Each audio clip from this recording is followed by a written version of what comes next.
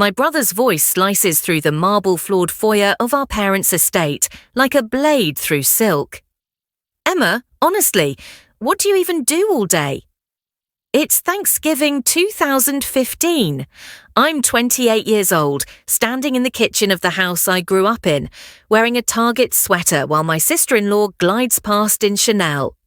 My hands are wrist-deep in turkey brine, and I can feel every single pair of eyes at that dining table boring into my back.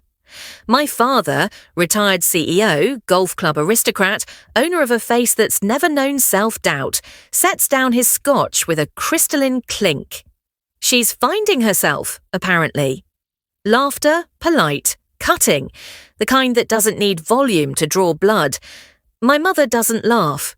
She just sighs, this small, defeated exhale, and smooths the napkin in her lap like she's trying to iron out the disappointment of my entire existence.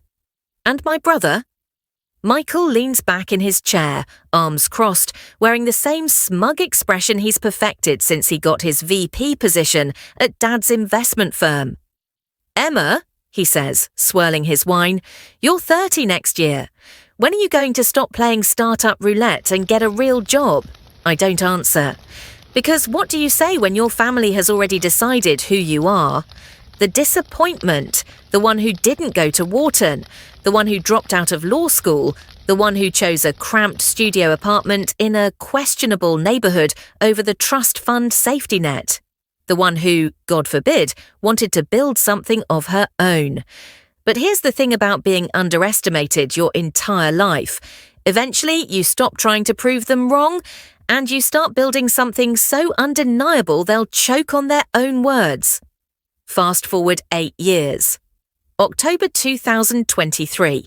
I'm standing in a conference room 72 floors above Manhattan, wearing Armani, facing a wall of floor-to-ceiling windows that frame the city like a conquered kingdom. My CFO just handed me the final acquisition papers. And the company we're about to purchase, the one my father built, the one my brother runs, the one that defined our family name for 40 years. They're bankrupt, desperate, and I'm their only lifeline. My lawyer looks at me, pen poised. Ms. Hartwell, do you want to proceed? I smile, not the polite smile I wore at 1,000 family dinners. The other one, the one that tastes like 8 years of 16-hour days, failed prototypes, ramen noodles, rejected investor pitches, and every single person who ever looked at me and saw less. Oh, I say softly, we're absolutely proceeding. This is the story of how I went from the disappointment to the woman who bought my family's legacy out from under them. And trust me, every second was worth it. If you've ever been underestimated, overlooked, or written off by the people who were supposed to believe in you most, this story is for you. Hit that like button right now, subscribe if you're not already part of the family, and buckle up, because this might be the most satisfying revenge story you hear all year. Now, let's rewind to where it all started. Let me paint you a picture of the Hartwell family. Old money. Not Rockefeller level, but enough that we had a summer house in the Hamptons, and my mother's engagement ring was vintage Cartier. My father, Richard Hartwell III, founded Hartwell Capital Management in 1981, a mid-sized investment firm that catered to the country club set. Respectable, conservative, boring as hell but profitable. My older brother Michael was groomed for succession from birth, literally.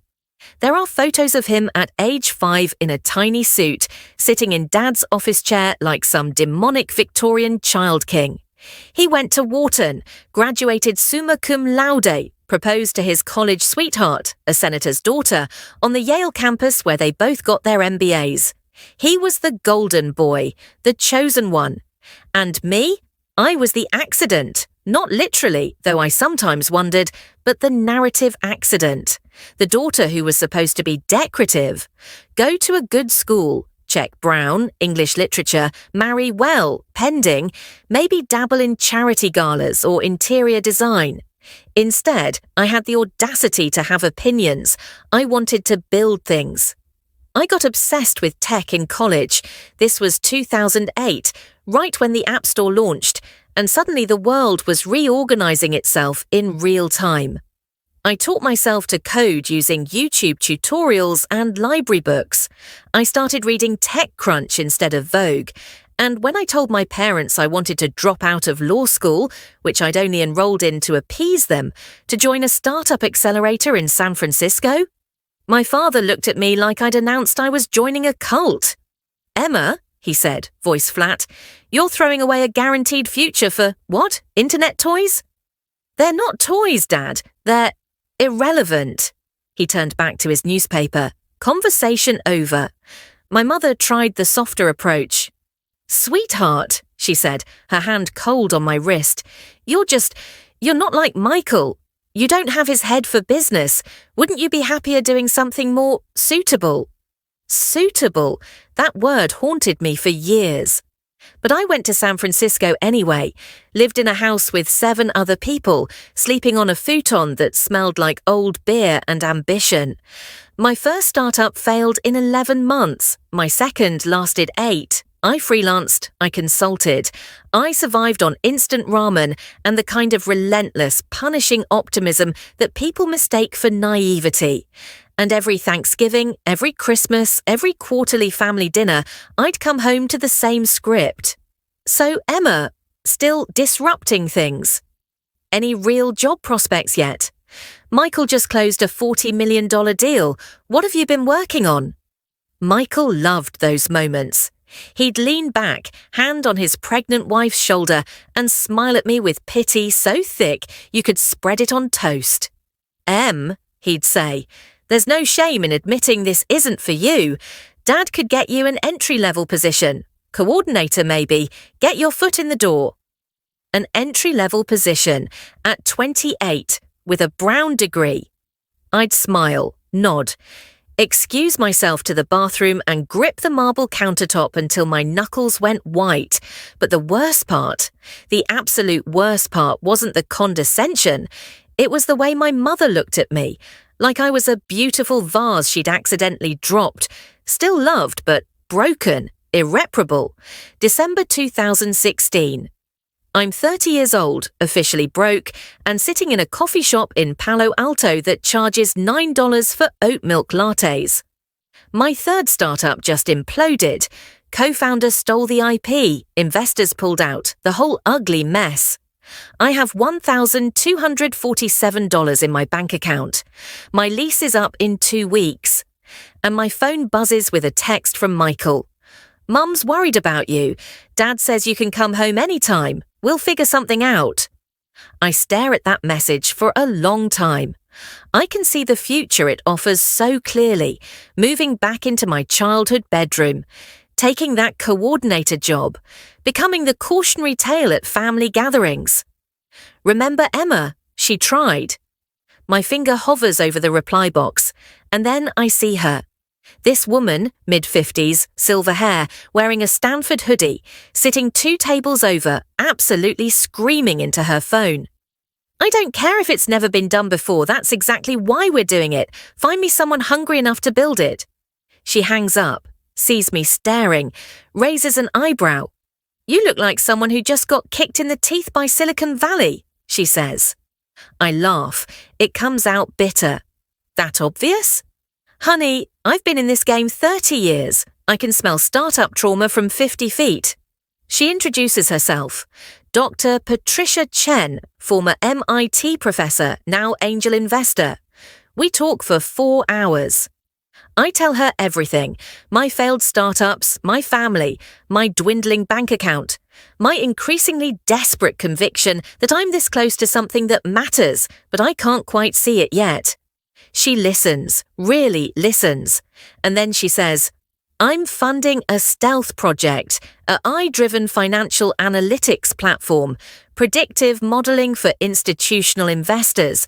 The team's brilliant, but they need someone who understands legacy finance culture and tech execution, someone who can bridge both worlds."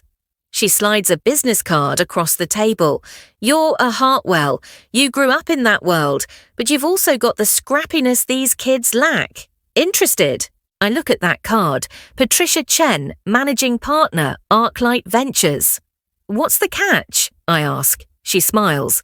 Equity only for the first year, 70-hour weeks, high probability of failure.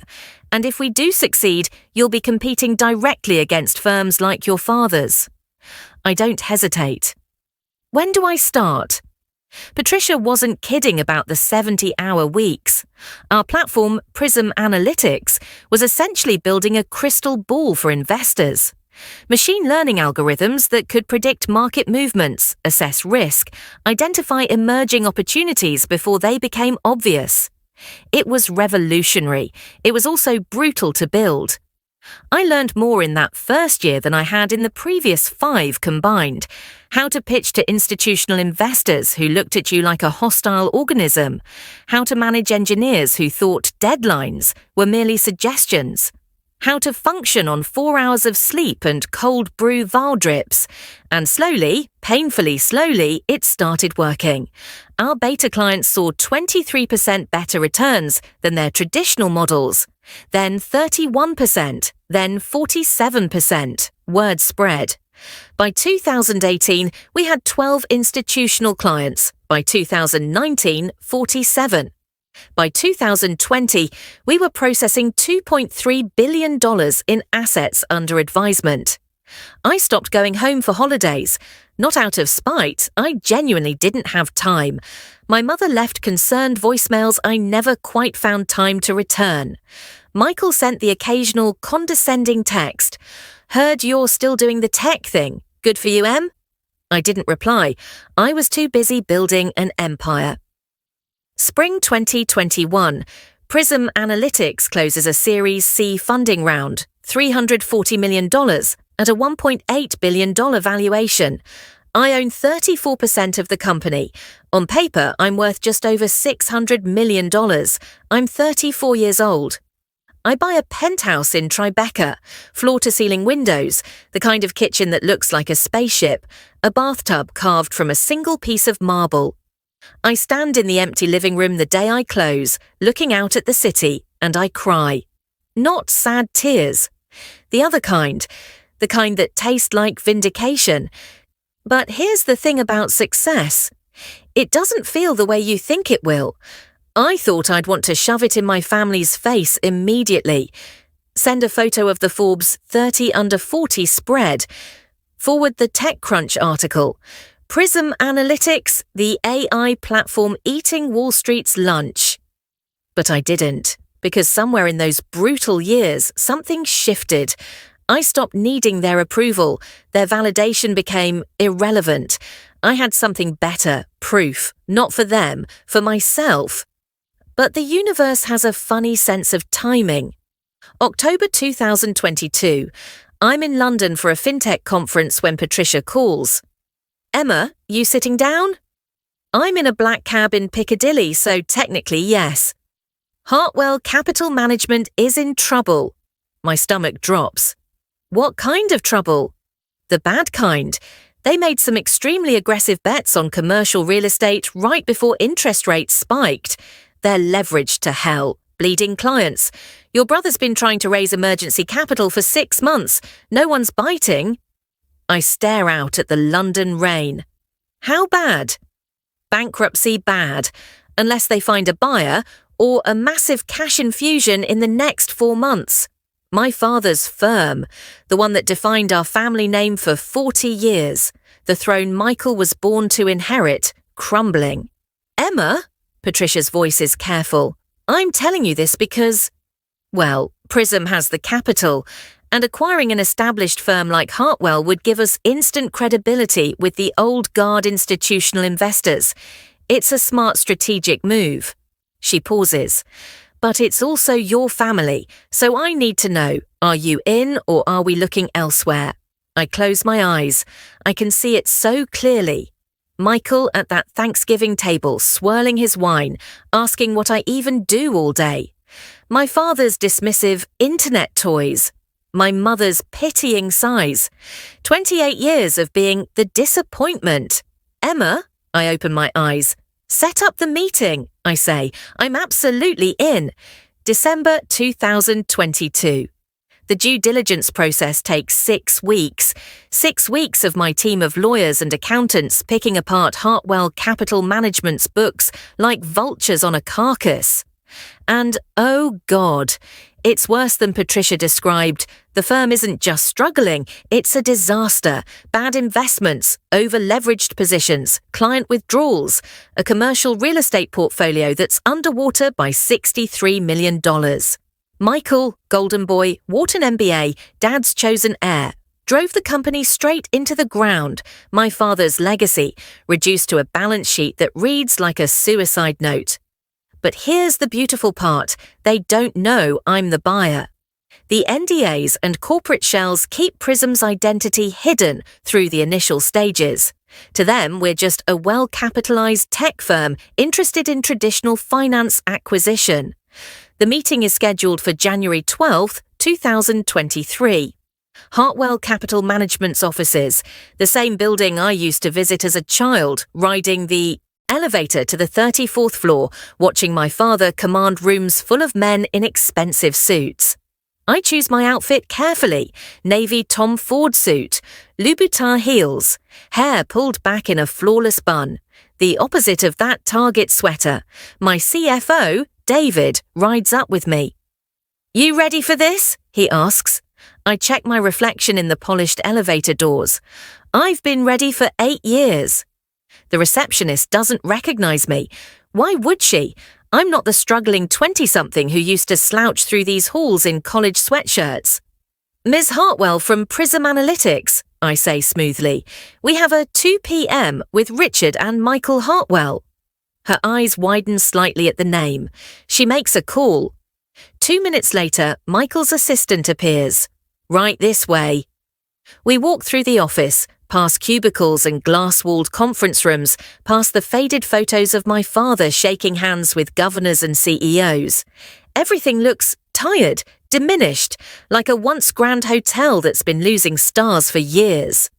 The assistant opens the door to the main conference room. "Your 2 p.m. is here," she announces. And I walk in. My father sees me first. He's aged, more grey, deeper lines, the invincibility dimmed, but still commanding in that way powerful men never quite lose. He stands, confused. "Emma." Michael turns. For one beautiful second his face is completely blank, then the colour drains. What are you doing here?" I smile. That smile, the one I've been saving. "Hello, Father. Michael?" I set my leather portfolio on the table. "Thank you for meeting with us. I'm here representing Prism Analytics. We're your potential buyer." Silence. Absolute suffocating silence. My father sinks slowly back into his chair. Michael just stares. My father's voice is hoarse. You're the tech firm." "I am the tech firm," I correct gently. "Founder and CEO. We've been tracking Hartwell Capital's situation for several months, and after extensive due diligence, we're prepared to make an acquisition offer." I slide the folder across the table. Michael doesn't touch it.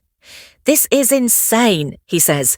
You don't have the capital to—" $89 million, I interrupt. "That's Prism's current revenue. We're valued at $2.1 billion as of last month's funding round. So yes, Michael, I do have the capital." David opens his laptop, turning the screen toward them. "The offer is straightforward," he says. "Prism acquires 100% of Hartwell Capital Management's assets, assumes all debts, retains current staff under new management. The Hartwell name remains on the building for 2 years as part of the legacy transition." "And the existing leadership?" my father asks quietly. I meet his eyes. "Terminated immediately." Michael slams his hand on the table. "You can't do this. This is Dad's company, our family's company." "It was your company," I say calmly. "Until you ran it into the ground. Now it's a distressed asset, and I'm offering you a lifeline." "Emma," my father's voice cracks. "Please, we can work something out. You don't have to do this." And here it is, the moment I've been building toward for 8 years. I lean forward. "Do you remember Thanksgiving 2015? I ask softly. I was standing in the kitchen, and you asked Michael what I even do all day. My father's face pales. You called my work internet toys. You looked at me like I was a broken thing that embarrassed you. Emma, and you, Michael. I turned to my brother. You offered me an entry-level position, a coordinator role. You pitied me. Michael's jaw worked silently. Every single holiday, every family dinner, every call from Mum asking when I'd get a real job. You all made it very clear that I was the disappointment. My voice doesn't shake. I don't yell. I don't need to. So no, Father, I don't have to do this. I'm choosing to do this because you taught me that in business, sentiment is weakness. You taught me that legacy means nothing if you can't protect it. You taught me that respect is earned through results. I stand. Well, here are my results. I tap the folder. You have 72 hours to accept or decline. If you decline, we walk, and you'll be filing Chapter 7 by March. If you accept, the firm survives under new leadership, and you both get modest consulting contracts for 1 year to facilitate the transition. Consulting contracts, Michael repeats, voice hollow. 180,000 annually, non-negotiable. Less than he probably spent on his country club membership. My father looks at me like he's seeing me for the first time. When did you become so cold? He whispers. And I almost laugh, because it's the same question I used to ask myself during those brutal years in San Francisco, during the failed startups and the ramen noodle months and the nights I cried myself to sleep wondering if they were right about me. When did I become so cold? You made me this way, I say simply. You just never thought I'd be good at it. I pick up my portfolio. 72 hours, gentlemen. My assistant will send the formal offer documents this afternoon. I walk toward the door. Emma. My father's voice stops me. I turn. He looks old, small, nothing like the titan who used to command this room. I'm sorry, he says, for how we treated you. I'm sorry. I study him for a long moment. And you know what? I don't feel triumphant. I don't feel vindicated. I just feel tired. I'm sorry too, I say quietly. I'm sorry you couldn't see me until I became the thing you understand, successful enough to threaten you. I open the door. 72 hours. And I walk out. They accept the offer 68 hours later. Not because they want to, because they have no choice. The acquisition closes in March 2023. Prism Analytics acquires Hartwell Capital Management for $34 million, a fraction of what it would have been worth in its prime. But honestly, we're being generous. I keep most of the staff. They're good people who got caught in bad leadership. But Michael and my father, their consulting contracts last exactly 6 months before they quietly resign. Pride apparently has its limits. My mother calls me in April. Emma, sweetheart, can we talk? We meet at a cafe in Midtown, neutral territory. She looks fragile in a way I've never seen before, like someone carefully holding together something that's already broken. I don't understand what happened, she says. Your father won't talk about it. Michael won't leave the house. And you bought the company. Yes. But why? Why would you do that to your own family? And there it is. The question she's really asking, why couldn't you just be who we wanted you to be? I stir my coffee slowly. Mum, do you remember my 3rd grade science fair project? She blinks, confused. The volcano. The solar-powered model house. I spent 2 months building it. I learned about circuits and panels and sustainable design. I was so proud. I smile at the memory. And you told me it was interesting, but maybe next year I should do something more appropriate for a young lady. You suggested a baking soda volcano instead. My mother's eyes fill with tears. Emma? You spent my entire life trying to make me smaller, softer, more convenient. And when I refused, when I insisted on taking up space and making noise and building things, you looked at me like I was broken. We were trying to protect you, she whispers. From what? Success? Happiness? Myself? I lean forward. I didn't buy Dad's company for revenge, Mum. I bought it because it was a smart business decision, because Prism needed the institutional credibility and Hartwell needed a buyer. But the way you did it, the way I did it is exactly how Dad taught me. Unemotionally, strategically, without sentiment. I finished my coffee. I became everything he wanted Michael to be. I just did it on my own terms, in my own industry, without permission. And now, she asks, what happens now? I stand, smoothing my skirt. Now I keep building. Prism's launching in Asia next quarter. We're projecting $200 million in revenue by year end. I look at her, this woman who gave me life but never quite knew what to do with me. I love you, Mum. I really do. But I don't need you to understand me anymore. I don't need any of you to validate me.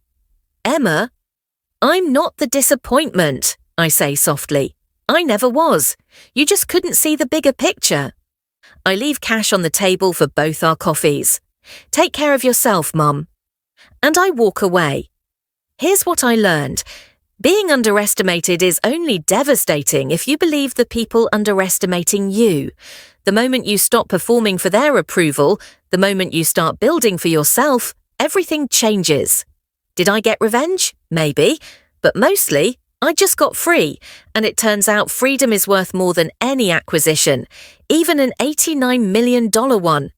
If this story resonated with you, if you've ever been called the disappointment or told you weren't good enough, hit that like button right now.